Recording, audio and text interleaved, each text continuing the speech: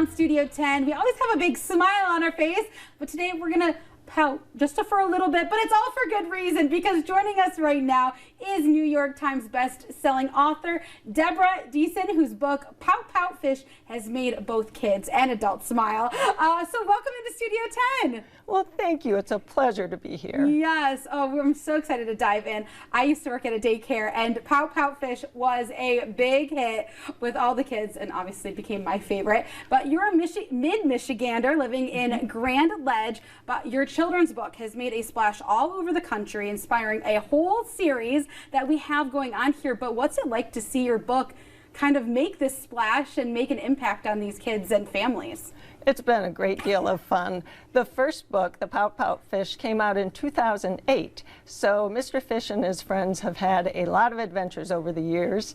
And the book wasn't intended to be a series. So as it's become a series, the book and its background has grown. We have some of his fish friends on our table, the Pout Pout Fish and the Worry Whale, which is perfect because we all worry, unfortunately. So I love that. And then some adventures that you mentioned that kind of have that call to action that you are able to tell through these words, through these pictures, is cleaning up the ocean. Let's talk about this one.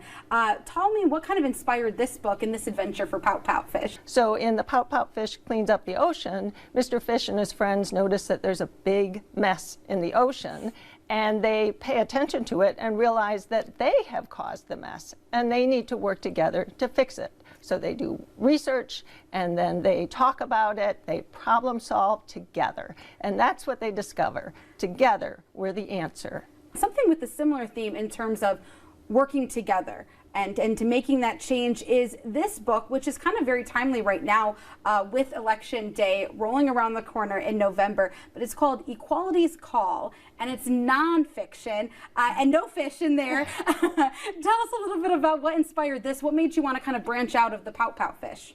The book Equality's Call is also written in rhyme, and it's for kids to enjoy and learn from, but as you mentioned, it has no talking fish. It's nonfiction, and I wrote it as I learned more about the story of voting rights in our country and reflected on the big changes that happened between the founding of our country, when very few people had the right to vote, and now, and how that change came about.